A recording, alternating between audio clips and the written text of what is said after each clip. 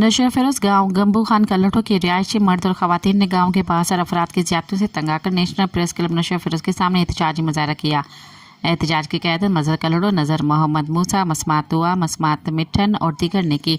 Media से बात करते हुए मुजाहिरीन ने कहा कि गांव के बाअसर अफराद शमन कल्लटो, तनवीर कल्लटो, सुमेर, गुलशन, अनवर, अजहर, अकबर और दीगर हमारी मस्जिद पर आए और झगड़ा किया। बाद अज़हर रात के वक्त हमारे घर की दीवार पर पर्दा फेंक कर झूठा ड्रामा रचाया और ख़वातीन और मर्दों पर तशद्दुद किया। उन्होंने मज़ीद कहा कि हमारे खिलाफ झूठी NC दर्ज करवाकर डाल की पुलिस ने घरों पर चढ़ाई की और हम गांव के मुअज़्ज़िज़ीन के पास भी गए मगर उन्होंने इंसाफ नहीं किया। हमारी ज़िंदगी में पहले कभी हमारे खिलाफ कोई NC दर्ज नहीं हुई है। हम गरीब लोग हैं। मुजाहिरीन के मुताबिक बाअसर अफराद ने उनके बेटे को 2-3 दिन से लापता कर रखा है। मुजाहिरीन ने IG सिंध, DIG शहीद बेनज़ीराबाद, SSP नशा फिरोज, मीरुल खसरो, सेशन जज नशा फिरोज समेत दीगर हुकाम से अपील की है कि मामले की शफाफ इंक्वायरी करके इंसाफ फराहम किया जाए, बाअसर अफराद के खिलाफ कार्रवाई की जाए।